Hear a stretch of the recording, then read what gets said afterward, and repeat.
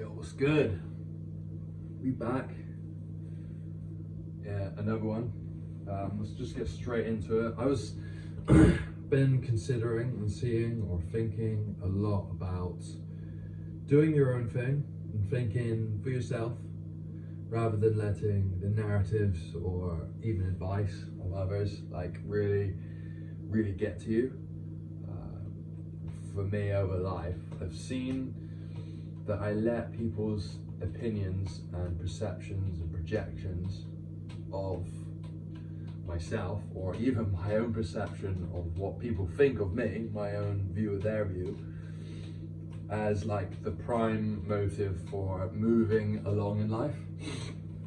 But I just can't get out of my head that that's just silly, living like that. I was recently playing through Bioshock, and the original game, 2007, remastered, but the story's interesting. Like, it's very Nietzschean, and it calls back. They took a lot of inspiration from Ayn Rand's Fountainhead and Atlas Shrugged, and without going into too much detail, if you've not played it, it's art. It's a work of art. But if you've not played it, there's a lot of philosophy about a man chooses and a slave obeys. And I was like, I've been pondering that for some time now. And even though you might get advice from good friends or partners or whatever to do something or some such thing, it's like, actually, if you want to do it or not, that's what it comes down to, really. And if at the end of the day you're just following through with what others say blindly, or even semi-consciously, like you're there, or even consciously, or in all those cases, you are obeying someone or something else. And so that is obviously I would say that's negative. I mean, not everyone needs to be the master of their destiny. But I think everyone has the choice to be a master of their destiny. And whether or not that looks like great success or not, I think if you look deep down and look for yourself, you'll find what it is you want. And it's like, not everyone's version of success is going to be the same by any means. You know, you could walk, you probably do walk in the street, and there's someone whose version of success is £1 million, $1 million a year or more. And you might come across someone whose goal is to just simply be and live. That is their version of success. And as long as they're feeling happy and comfortable in themselves, then they've chosen that. But there's something very sinister about like the self-improvement and even advice, opinion spheres. Like if you really read too much or look too much into like the opinions of just others, YouTube videos, Instagram shorts, Instagram posts, Twitter, TikTok, you name it, like you're inundated daily, bombarded. It's like artillery going off and going off in your mind, because each opinion is like an explosion here, and if you have too many, it will make you it will put you off balance, because it's just so much. Like, there's only so much information and so much advice and opinions that you can actually take, and it seems counterintuitive, and maybe it is, maybe I'm completely wrong, but for me, like, if I look at too much, which I've been doing for years, I've only recently made the decision that I do actually want to just turn it off for now. Like, I'll look at some things that friends send me, but in all honesty, do I look at all of them? No. Like, I don't really want to put anything in my brain that doesn't help me or distracts me from my own intuitive voice. And that's what it comes down to, is that all this shit that is out there, it's not just information, it's energy. It's energy floating around in this other space, metaphysically, this other space. And when there's so much that you can't even think properly, that's where you start doing things that are counterintuitive to yourself. Like you might read, you are who you spend your most time with, which is true. I do believe that. But if you spend the time with people that is counter to your nature, then it's like you're going to be out of whack. You're not going to be aligned. And alignment only comes from when you quiet everything. You allow yourself to be bored. You give time for rest and recovery, and you don't force yourself to do things. Now, of course, there's times where you're going to be like, I need to force myself to do this, X, Y, and Z, right? If you need to cover rent, or you've got something to do at work that you don't really want to do, but if by saying no is not going to be good in your name, or some crazy deadline has just been dropped on you, whatever it is, you've got to do stuff like that from time to time. But when it's in your own personal space and time, if you keep pushing the bar, you're just going to burn yourself out, and you're going to turn your brain to mush. Your thoughts are just going to be scattered, and as such you're going to lack that focus that successful people have, because that's all it is. And I was reading in here, there's some nuggets of super truths for you interested. It's by Nietzsche, it's Human Alter Human. And something that really struck out at me was, I can't remember the section, or so I'll give it to you. It was about the master. The master masters one thing, but is still like a juvenile in most other things. And so he was arguing the case that it's good to be around a master, but also there's an argument against it. So it's like, that's true about mastery, but you also have to, like in your own life, there's no point in just mastering social skills at the expense of physical fitness, which is, i.e. health, right? So, excuse me. I'm not going to edit that out. That's real.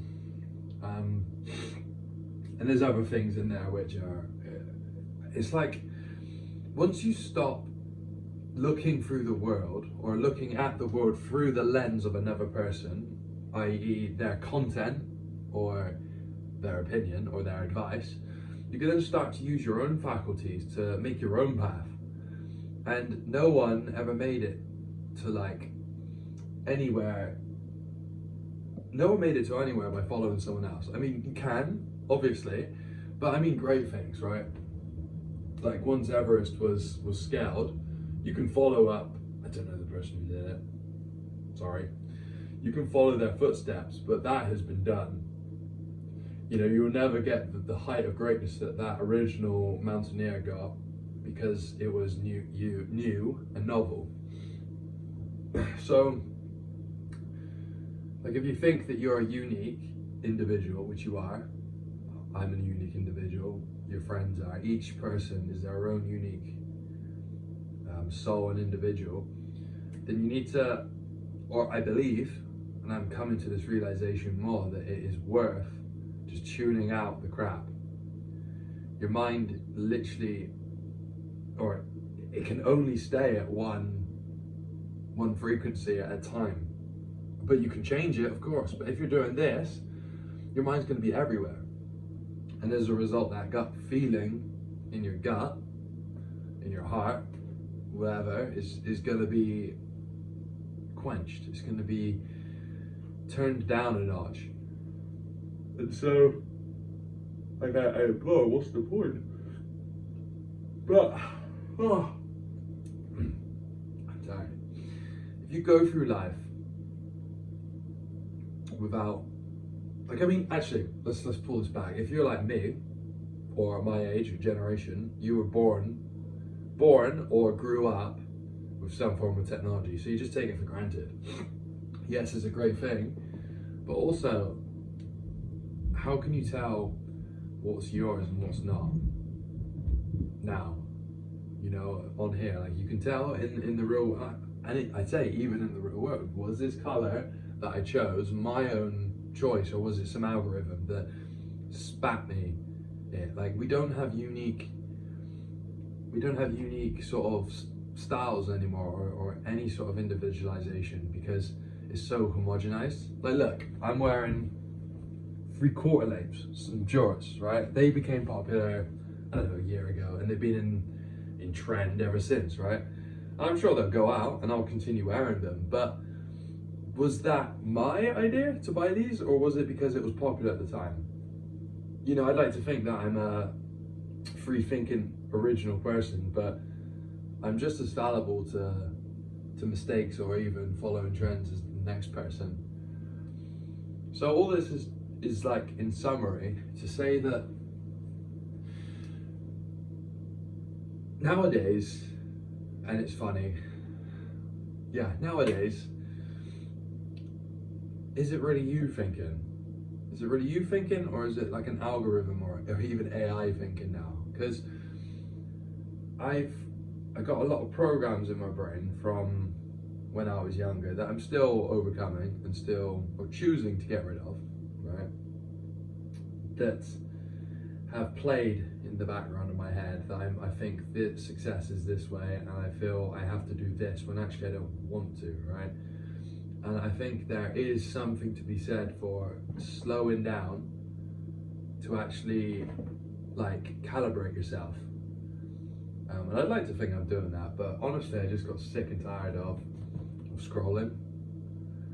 And I don't scroll even that bad, like it's really not, like before it might have been half an hour a day, which is still a lot if you think about it, but compared to some people when their screen time's like 7-8 hours, and you're connected to this ethereal realm where there's chaotic energy spiraling around, and you're unwittingly letting yourself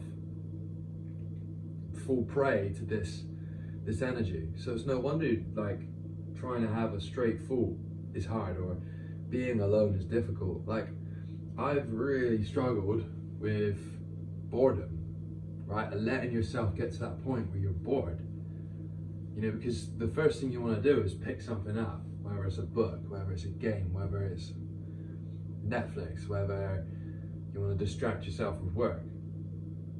And that's not to say there's anything inherently bad with that, but just give it a thought. Give it a thought. What are you trying to hide away from in that boredom? And it's not going to be some profound thing that clicks. I think it's more like a detox. And when you detox yourself from virtual reality, I think, or I'm hoping, we'll see, that life sort of becomes more colourful again. Because I have noticed that when you've got all these different thoughts in your mind that are contradictory, because you could scroll from some business guy making billions saying that you have to work super hard to make a lot of money, which you do, right? You have to work hard. Or you could scroll to like an off-grid community where working hard is shunned on, and you sort of escape the matrix, or whatever you want to call it, and you don't go for the money, you know, you go for something else. And so there's two contradictory things in your mind, and it's like, well, do I want this or this? Well, yeah, I do want money, but yeah, I also want to live a more holistic life, let's say, or a grounded life. So really the way forward in knowing what you want is literally just coming off of it and just taking a step back and maybe reevaluating your relationship with it. And if your relationship requires you to use the internet, which it probably will, then use it wisely. Use it only for things that you want. So if you're going to watch a film that you definitely want to watch, that you've been recommended or that you've read is good, not that you have just turned it on and you looked at it and you've like, what does the algorithm think I want? What do I think that I want? Or yeah, what does it think that I want? That's not choosing, you're obeying. Remember, a man chooses, a slave obeys. It's the same as if you boot up the game box or PC and you're like, and then something jumps out at you and then you just click it, or you're scrolling because you want to find something. You've got no intention. There's no intention there. So if you're going to use it with intention. So, bit of a rant. get something off my chest here. Hope you enjoyed. Next time.